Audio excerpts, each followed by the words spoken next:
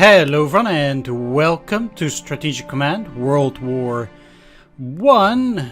This game just came out today, and that means we're back to Strategic Command. Previously we did World War II and played as the Axis. This time I'm back playing as Central Powers in Strategic Command World War I. Yes, everybody's playing as the Central Powers, but still, I don't really care. It's more interesting to play as the, play ahistorically, so see if you can do better than the guys that we're losing. That's always how it works, so that's why we're Central Powers here. And there are currently, and probably forever and ever, 3 campaigns which are open to us.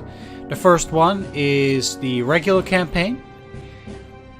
The second one is the Triple Alliance, 1914 Triple Alliance. And this one is a scenario where Italy will likely enter the war on the side of the Central Powers, which is probably too easy. But that's something that historically could have been, as the Italians were pretty much just pressed on either side, and they kind of had claims on Austria, and in order to join the Central Powers they kind of demanded pretty big chunks of Austria itself. And for Austria this was unacceptable, but maybe in this game you can give it to them and then they will join you. And then there's also the 1917, the Fate of Nations scenario, which starts later in the war. But we're going to start from 1914. What is the victory? For the Central Powers major victory, if any two of France, Russia and the UK have surrendered or their national morale is below 1. Central Powers minor victory, if on the 11th of November 1918 neither side has won a major victory and the Central Powers hold Berlin, Vienna, Constantinople, Paris and Warsaw. This is the critical one here, Paris. So for a minor victory we at the very least need to capture Paris and Warsaw. Then for an Entente major victory, we need to have surrendered or national morale drop below 1. And for an Entente minor victory, if on the 11th of November neither side has won a major victory and the Entente hold London, Paris, Warsaw and Cairo. So the way it works, there's still a draw technically, because if the Entente holds Cairo and London, but we hold it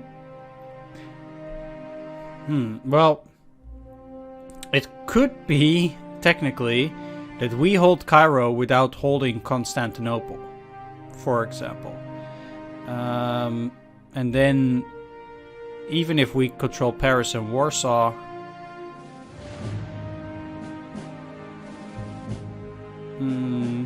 or they could hold Warsaw and we could hold Paris, then this isn't fulfilled and this isn't fulfilled and it'll be a draw.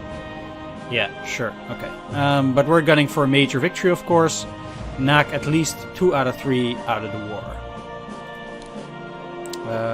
So let's get started. Play campaign. As the Central Powers. I'm gonna play a regular difficulty for now. If I'm gonna play as the Entente, which I might, then I'll probably up the difficulty, because it's probably easier to play as the Entente, because, well, historically they also won, so it's probably easier. Either way, for this one, I will actually be playing with the NATO counters, because I think that NATO counters for this one are more appropriate. I know that in Strategic Command World War II I played with the 3D units, but I actually don't like that here. And to be fair, I'd rather play with the NATO counters here. So yeah, this is fine. Messages on, all of this on. Sure. And yeah, let's get started. Alright, 1914, call to arms. And it's about the British Expeditionary Force. Okay.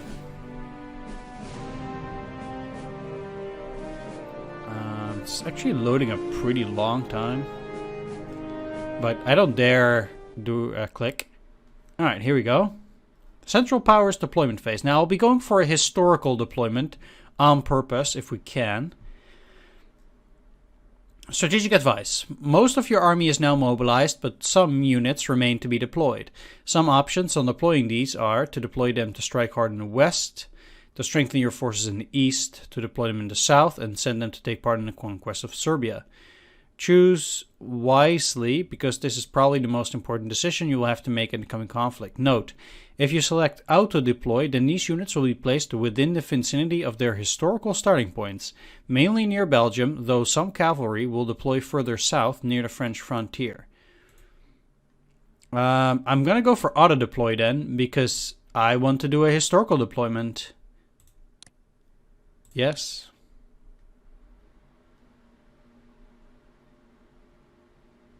Okay. It's complete. Sure. Note that this is actually a blind playthrough. I have no previous experience with this game, so that should make things more interesting too. Our immediate priorities. A successful advance into Serbia, seizing Belgrade and Niš, will encourage Bulgaria to enter the war on our side. But we must also hold our eastern frontier, for Russian advances may entice Romania into entering the war against us. Romania is also an important food source, so war with that country could also lead to hunger and low morale at home. We must therefore advance into Serbia while also holding our eastern frontier as securely as possible. Delaying conflict with the UK. Violating the neutrality of Belgium, the Netherlands or Denmark will automatically bring the British into the war. Sending any naval units, including submarines anywhere near the British coast, into the North Sea or the Atlantic would also provoke them. So take care if you hope to delay Britain's war entry, which we don't, as without provocation it is likely that the British will remain neutral for the first month of conflict. There's a lot of talk. The importance of the Netherlands. The Imperial Germany's war economy relies on goods imported from the neutral Netherlands. It is therefore vital that we keep the Dutch friendly to us, using diplomacy if necessary, as it is solely due to her friendly neutral status that she can import goods that would otherwise be deprived to us. If the Netherlands were to enter the war on either side or swing towards favoring the Entente, then we would lose these vital imports and our people would face food shortages. Fair enough. Okay, here we are at the start of the game. Yeah, Petrograd, of course, national objective here. Finland is actually Russian at this point in time. Yeah, indeed. And then we have Sweden and Norway. But it's probably not a good idea to do anything with those guys. So, is this also deployment phase? Like, this is all 0. We can actually attack, though. Although it does not look particularly good. Not too surprising. This is a very weak unit. So we can't actually upgrade anything. If I remember from the previous game... let's take a bit of a peek here. So we have all these upgrades, industrial economy, etc, etc. Gas shell production increases your artillery unit's supply of shells by 1 per friendly turn. This is probably really good. I think this is going to be very important. This trench warfare as well. They're fairly cheap, so they must be doing something with the MPP now. Infantry warfare, usually important. Austria is definitely not doing as well as Germany, as you can see here. Actually, Austria has absolutely no tax. Yeah, Germany is doing fairly well in technology. Airship development, huh? Okay. Sure. Then diplomacy. UK is not in the Entente yet, but they're probably going to join quickly. Then Ottoman Empire is nudging towards Central Powers. Bulgaria towards Central Powers. We need to get the Ottoman Empire in, of course. Then there are plenty of guys that are not likely to join. They're already in.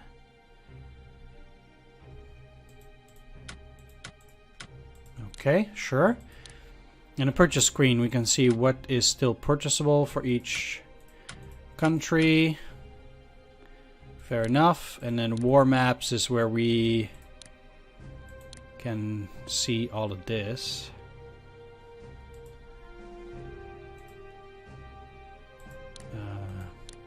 Okay, thanks.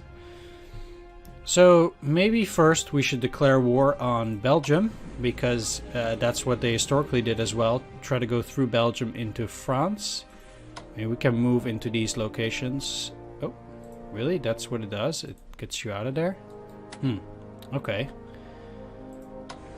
So let's go to war maps and Belgium. Let's declare war.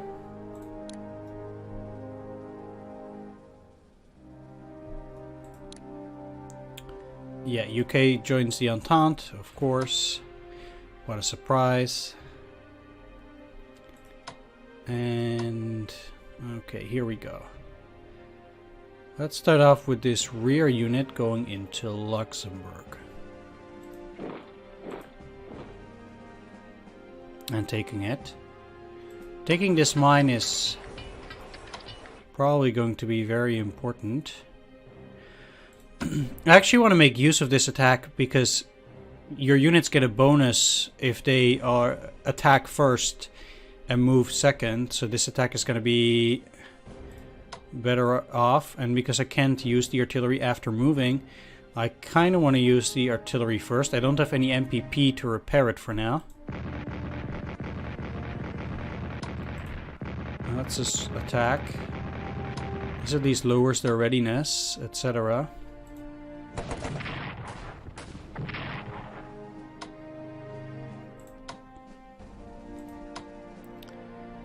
And let's start with cavalry. Really? Okay, game.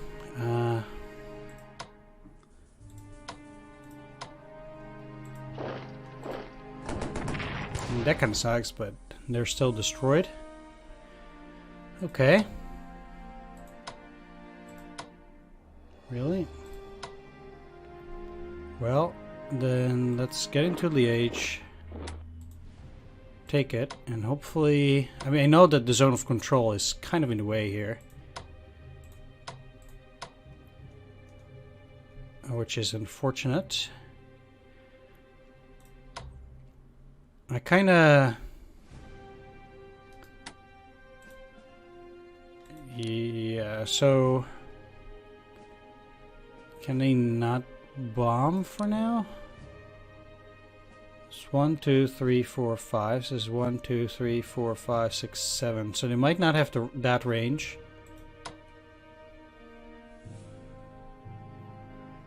I wonder if the cavalry is better at attacking. So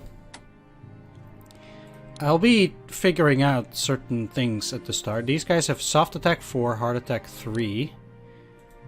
And let's just say a regular infantry has a soft attack 5. So they're actually better at attacking.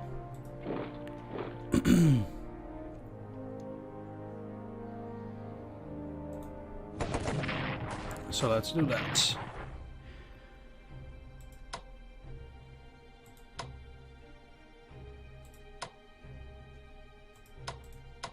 But these guys probably have more movement, is my suspicion. Let's actually take a look at how much movement they have. action point 6. So it's 1, 2, 3, 4, 5. They could potentially go in here, I think. If the upcoming attack goes well. Maybe. We'll see. Yes, they can. Is there any other unit that could potentially get in there? Because I'd like to do a different kind of attack, of course. No, there is not. Okay, let's use the cavalry to get into the Mans mine. Finish them off. And with some luck, that will get us into Brussels, at least on the first turn.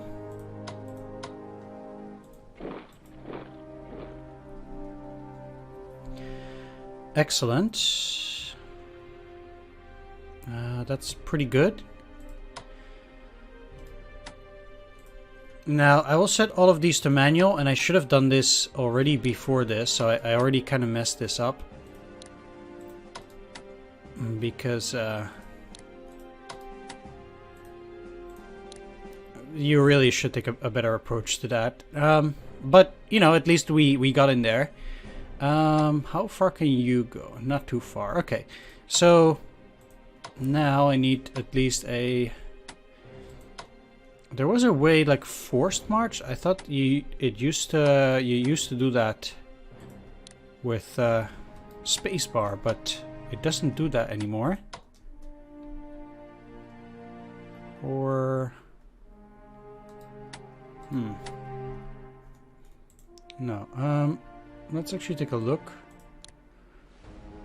at, maybe it's an advanced. No, like I'm looking for the shortcuts here.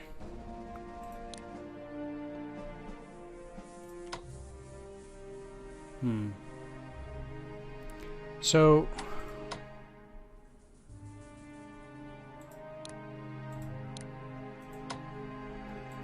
I also believe they can't force march in territory that's not theirs, I think.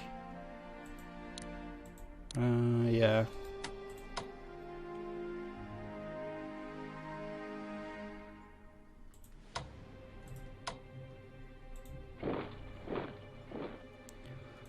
Okay, well that's certainly not an attack that I'm willing to make here. What I am looking to do is grab as much territory as possible. And I think...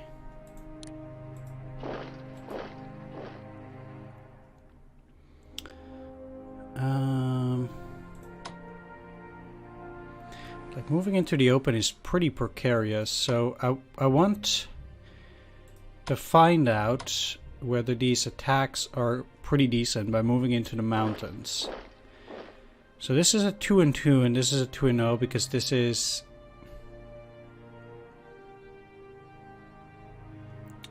I think this terrain is also mountains. And this is hills, huh?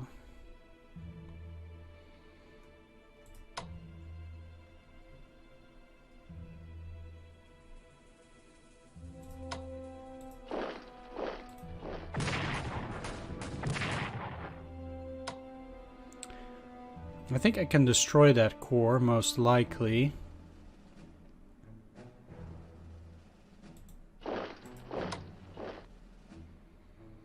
How many movement points does it cost? They have 4 action point, 1, 2, 3. I think.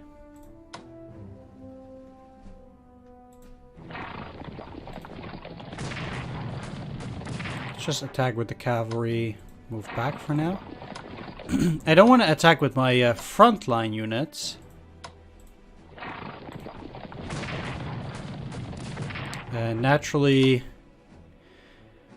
using the cavalry for something like this is makes much more sense. Boom.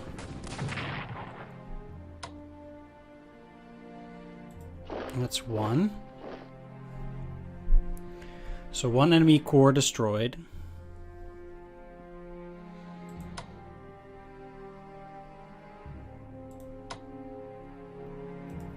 Can't attack at Verdun. This is attacking across the river. So most likely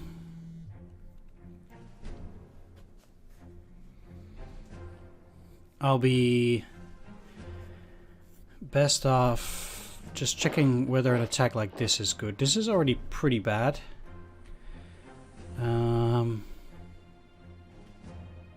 This attack is also quite bad, but then suddenly I can't take this back. So I really don't get what's the deal here. I could go here and then... Is it because I'm taking new territory? Maybe. But 3-1 might not be very good for a first turn. So...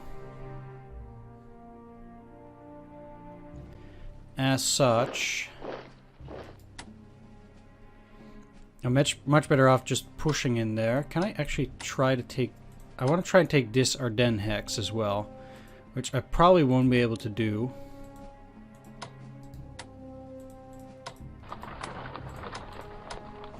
No, because of the wood. So, if anything, I definitely need these HQs out here.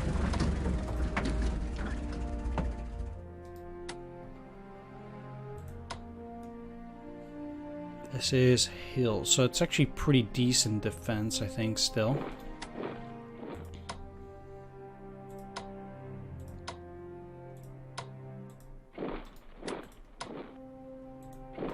I need the frontline units to be at least at 10, so that this is good. And then next turn I can just go and repair those weakened units, and I should be in a pretty good spot. Now,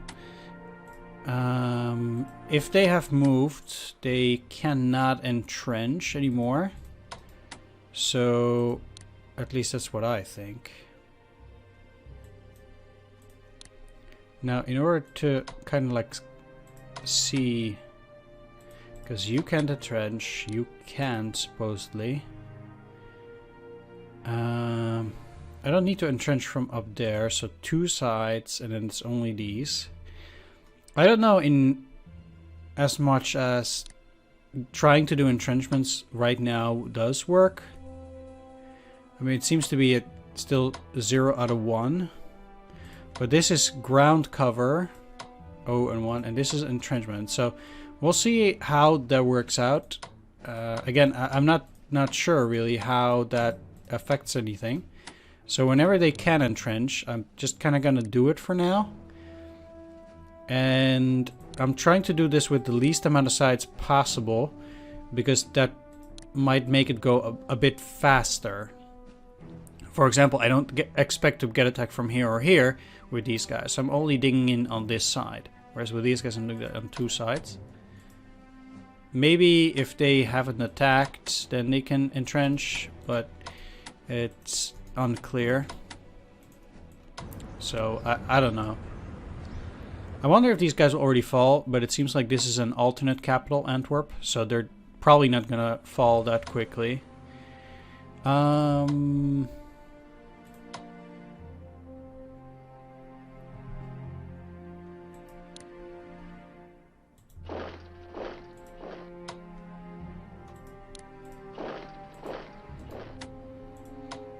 And as I said,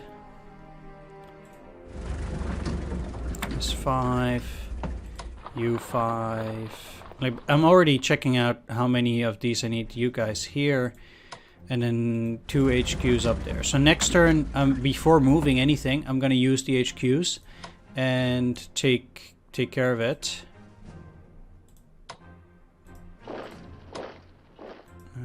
Yeah, sure. Let's move these guys closer as well. Can't repair them for now. Okay, so that's that part. Then we'll have to take care of things down here as well. Don't have a lot of vision out here yet.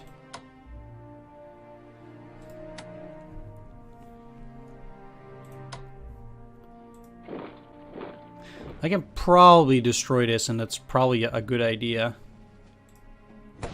Instead of going after Belgrade. Even though this is supposedly only a detachment. Really? That's pretty bad. Well, I'm not too surprised. Okay, 2 and 2 is better.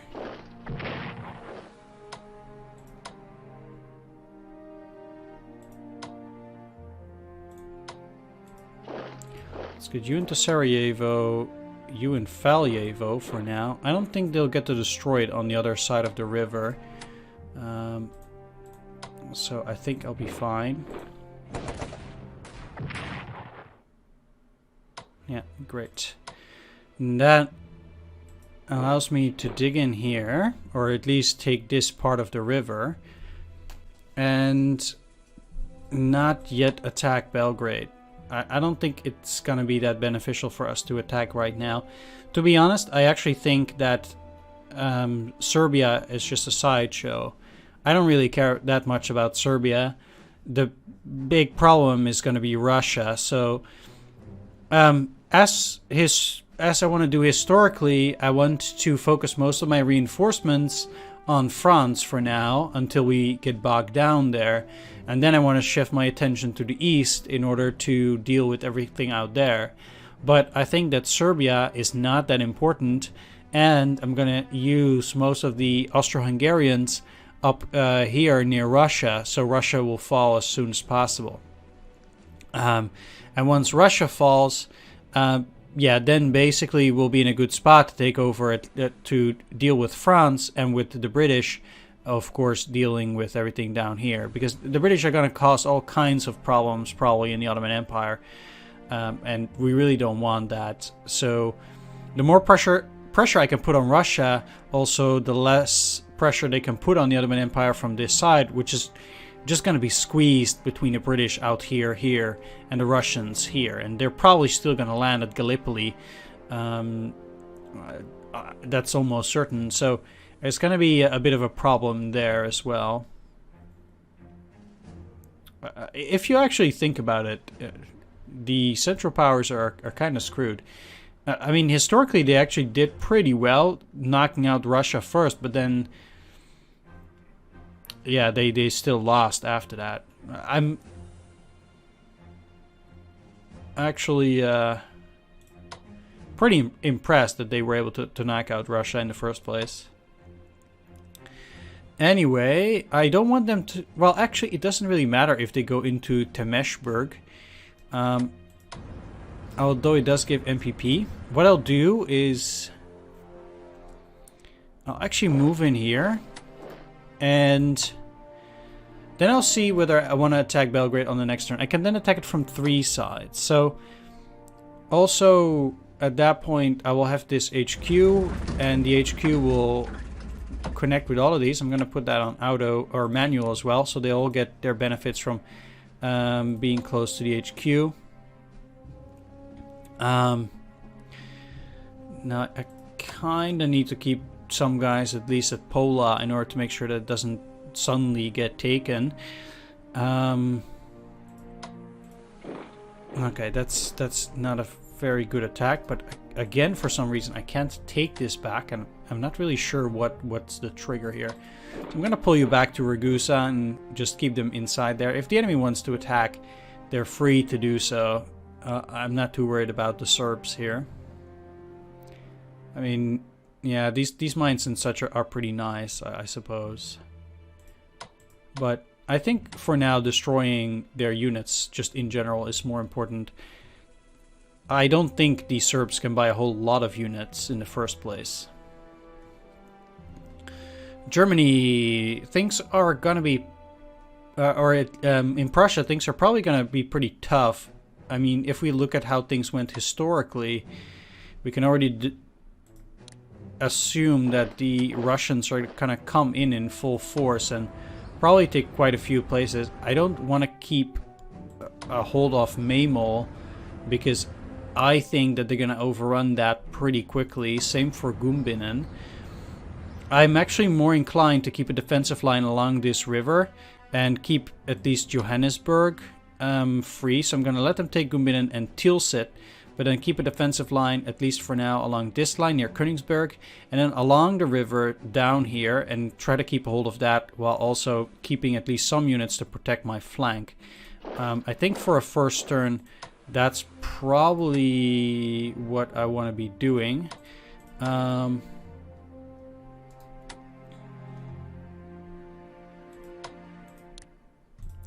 was double clicking that is actually making them go on forced march. Okay, so I'm actually moving you into that place, you into Allenstein, and that will put these guys in Thorn for now.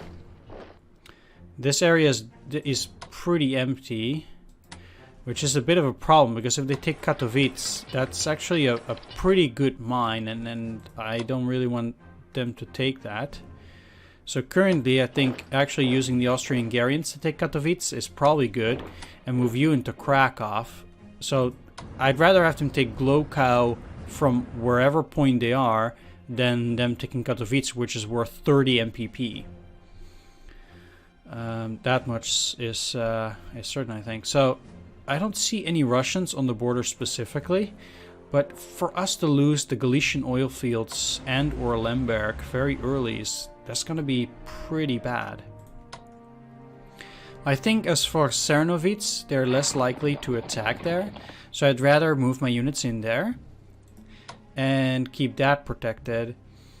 I'm gonna see whether I can hold on to Tarnopol and the Galician oil fields for at least one turn. And hope to be able to hold on. Not really sure whether that's gonna be feasible. It seems like they do actually have their units right on the border. But let's just try and do it like this. So let's get you in Tarnov, this cavalry in Przemysl. Let's move you up here as well. And at least this national morale objective open for now, but I don't think they're gonna be able to cut me off from the back. I think that's pretty unlikely with these guys in there as well.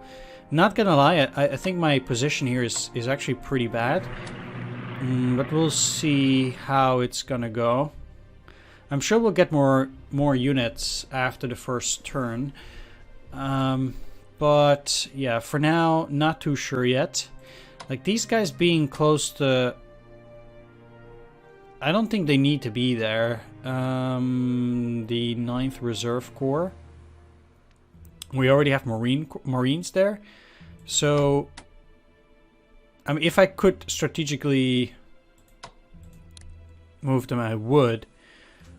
But for now, let's just send them over to France here. A little bit closer. And they will have to recover as well their readiness and morale because of the forced march, but sure, we'll see how we're gonna deal with it. Alright, so I think for now I'm gonna end the first video. So it's a bit of a preparation and things like that. And I will take care of the navy in the next episode, and then we'll also deal with the first enemy turn. For now, I want to thank you all for watching. I hope you enjoyed this first part at least. And if you did, please leave a like, comment, or subscribe. And I'll see you all in the next episode. So take care, see you then, and bye-bye.